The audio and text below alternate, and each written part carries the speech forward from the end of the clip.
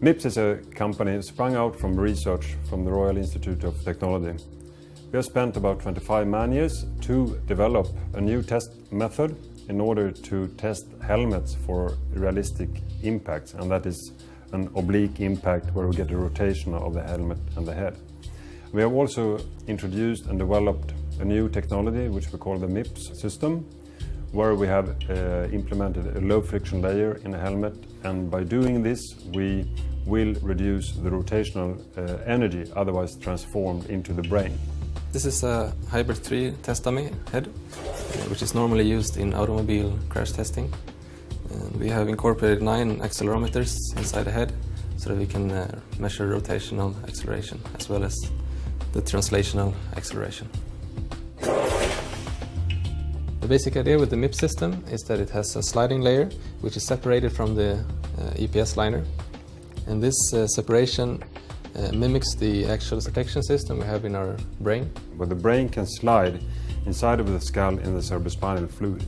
And this system we have copied into the helmet. And this is very important during the first few milliseconds of an oblique impact, because then the sliding layer can slide, and this is enough to substantially reduce the rotational acceleration that otherwise would be transmitted to your brain. Normally, helmets are tested just for pure radial impact, while we also test helmets for an angled impact or oblique impact. We use lasers to position the helmet. In this test rig we have an oblique helmet test, which means that we have a horizontally moving plate which travels. At the same time we have this helmeted head form that travels in a vertical speed, which results in an oblique impact. It's a 7 meters per second in a 30-degree angle impact, and 7 meters per second is approximately 30 kilometers per hour. The reason for doing this is that the head and the brain is more sensitive for rotation than translation. We do impact the helmet at different impact sites and different impact angle to see that we do improve the helmet for every type of impact. And here we can see results where we have implemented the MIPS system in the Lazer peanut helmet.